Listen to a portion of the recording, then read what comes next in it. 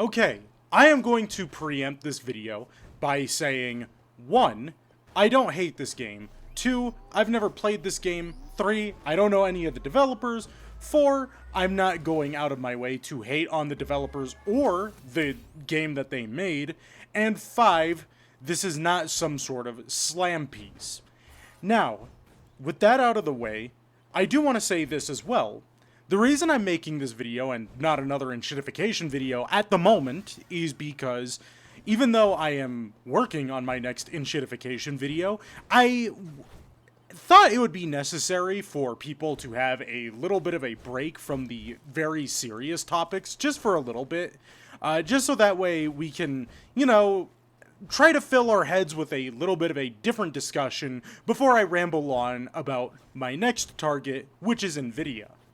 And with that out of the way, let's move on to the actual video. Clair Obscur Expedition 33. I hear it's an amazing game. I hear it's actually phenomenal. I'm not personally interested in playing it because I'm not the biggest into turn-based RPGs, but you know what? If that's your beat, then go the fuck off, alright? I think you actually have a right to play that game.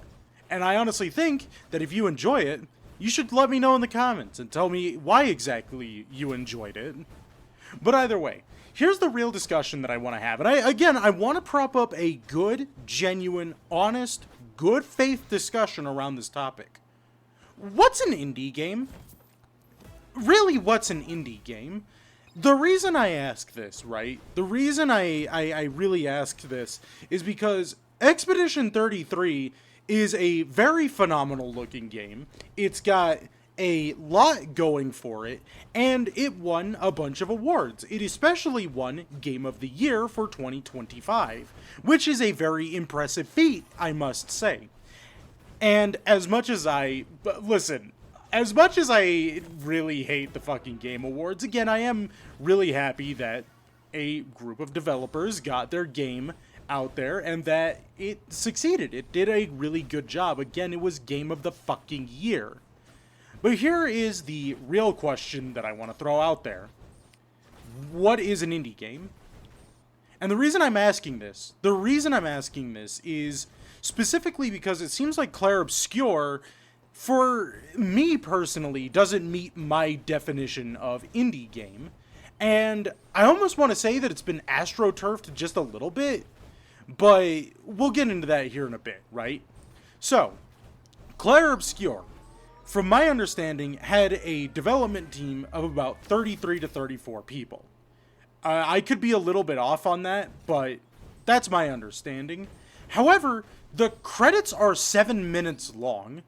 I don't think it takes necessarily 7 minutes to mention 33 to 34 people. I really don't think it takes that long to mention that, but you know what?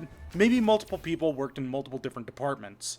So, I see you in the back waving your hand, yelling, Techmo, Techmo, why do you care about this? Why is this a topic that you want to bring up on the channel? Why is this worth any sort of attention? The game won Game of the Year. Wrap it the fuck up. It's fine. Well, I would say that it's perfectly fine, except for a couple of smaller things, right? And listen, I am willing to be the bad take haver on this one. If I have a bad take on this, then fine, I just have a bad take. I understand that. 33 to 34 people is quite a bit for a small development team. Hell, a lot of people would even argue that 10 to 15 people is a lot for a small indie development team. A lot of people would argue that. And the reason I'm also asking about Clair Obscur and whether or not it can even be classified as indie is not just because of the amount of staff that it had, but, well, the amount of on-site staff, I should say. Again, the credits were 7 minutes long. I was going through the credits. There are a lot of fucking QA testers for this. Here, I'm going to roll the credits right now on screen and just talk while you're looking at the credits, similar to what I did in my old Halo Infinite video. So, like I said, feel free to read through the credits while I'm rambling about this. So, from my understanding, the game had multiple QA testers, a live orchestra musical group, and a budget of about $10 million.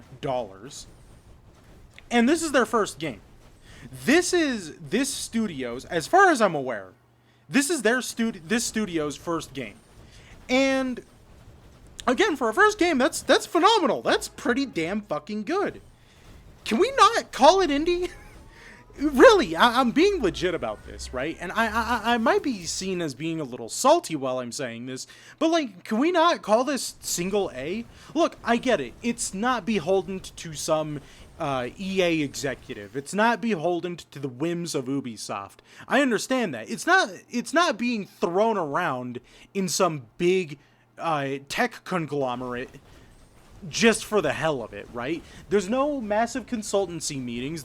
From my understanding, there's no real major teams, like legal teams that are jumping up and down being like, we need to get this improved and we need to get that improved and this and this and this and this and bureaucracy. Like, I'm not saying that that's going on. I know for a fact that that's not what's going on in the Expedition 33 dev team. But $10 million for your first game? I need to really let that sink in, right? $10 million. Do you have $10 million? This is a genuine question. Do you think the average indie game developer has $10 million, 33 people to work with, and multiple overseas QA testers? Does the average indie developer have that? Or, in the case of, I don't know, Megabonk, is it a significantly smaller amount of people? Because to me, it seems like it's a significantly smaller amount of people. That is a major thing that sets indie studios apart from larger dev teams. Okay, now obviously you have smaller groups of people as well that have lots and lots of money, and I'm specifically referring to Team Cherry and Toby Fox and his band of merry men. And again, I understand that they have money. They are strapped to the bands, right? They really are. They have loads and loads and loads of that sweet, cold, hard cash. I understand that. But they also had to make a game before that. The developers of Silksong had to actually make a game that popped the fuck off before they made all of that money, and before they could focus on making Silksong. And the same thing with Toby Fox. Toby Fox had to make a game and had to make a fuck ton of money before making another game, which is taking an extremely long amount of time to finish.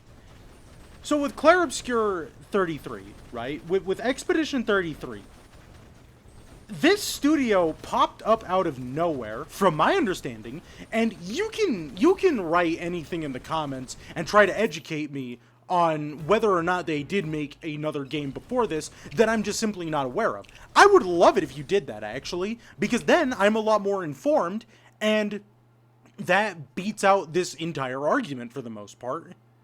But I do have to throw out there that, from my understanding, this is their first game, and they started with $10 million and a publisher secured in the bag. Most indie devs don't have that. They don't even have the publisher part. One, they don't have the publisher part, and two, they don't have $10 million to throw around. And again, they also don't have enough money, or enough time, or enough people to hire multiple overseas QA testers.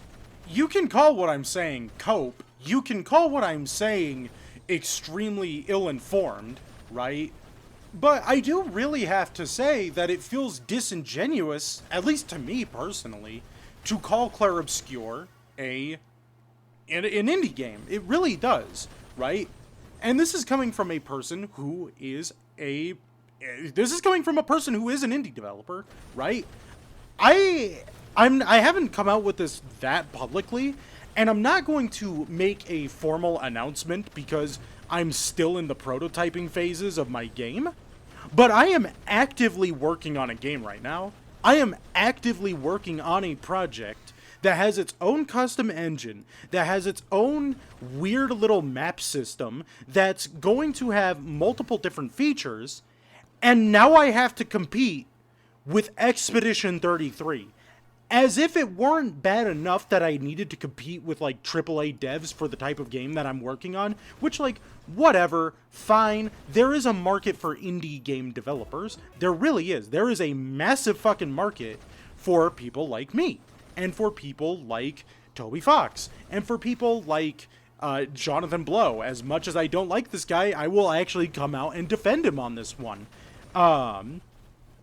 It does feel a little... I don't want to say insulting. I don't want to say insulting or anything along those lines, but it does feel a little tiny bit insulting when a game like that gets called an indie game. Because again, The Witness is an indie game. As much as I don't like Jonathan Blow, and as much as I really, really disagree with a lot of his takes and a lot of his politics, that is an indie developer. Jonathan Blow is unequivocally an indie developer. And I would say the same thing about the people that are working on Silksong. Even though, yes, they did have a lot of money, they really did have a fuck ton of money that they generated from a previous game. Right? It mostly comes down to that. Where you have, again, people like the Silksong developers, which, you know, made a bunch of money off of a really, really good, successful work of art and artistic integrity, right? And I'm not, again, I want to say this, I am not saying anything about Clair Obscur and whether or not it's art. It is unequivocally, by definition, without any sort of obfuscation, art. It is art. Expedition 33 is an artistic wonder. It really is. And I am proud of the developers for making what they wanted to make. Again, it feels disingenuous to me and a little bit hurtful to people like me and many other indie developers who are going into debt working on their own game with a friend of theirs or a family member or whoever, right? It does feel a little bit hurtful. And so I would like to propose this. Maybe Clair Obscur is a single A game. It meets a lot of criteria for indie game, don't get me wrong, it really does, especially creative independence and financial independence, right? It does have those going for it, it really does. But with the budget and the amount of people that they had QA testing it, and with the fact that they were able to get a real live orchestra to work on that and make music for it, it does feel a little disingenuous to call it specifically only indie. I just wanted to throw this out there real quick to stir up a discussion, right? Feel free to agree with me or disagree with me in the comments. I do want to hear what you have to say. I really do. I really do want to hear what you guys have to say. Again, I really do hope that you guys at least give Clair Obscur a try. Maybe I'm wrong. And honestly, I could be wrong. Maybe there is a reason why it is actually called an indie game. Maybe there is really genuinely a reason it is, but from every single standpoint that I see, and coming from a person who is an indie developer, or at least an up-and-coming wanting to really get into indie game development, and as a person who is related to two small-time, self-taught software engineers, and one of them who has actually made indie games in the past, I do want to say that it does kind of sting a little bit, you know? Again, I think it's perfectly fine being called a single A game. And that's all I really even have to say at this point, honestly. I mean, anything else I could say is just rambling. Look, give the game a try. Make sure that you do actually play it. Give it, and if you're not interested in it, then don't play it. But if you are definitely interested in playing Clair Obscur Expedition 33, I do want you to know that there were people who did pour their heart and soul into that game. There were people who did spend days and days and weeks and months and hell, maybe even years developing a work of art. And I think, even though I am criticizing the art on the outside layer, I do still think that there is some genuine value to having a game like Expedition 33. And I do think that it is probably worth playing. And with that, I hope you guys have fun playing Expedition 33, or whatever video game you are playing right now, right? Especially if it's an indie game. Because let's be honest here, the indies are fucking killing it right now. The indies and the single A's are fucking nailing it, and they're dog-walking AAA studios right now. And that right now is something I absolutely love to see. Thanks for watching, and I hope you all have a wonderful, wonderful day, afternoon, or night. And I will see you in the next one. Techmo, out.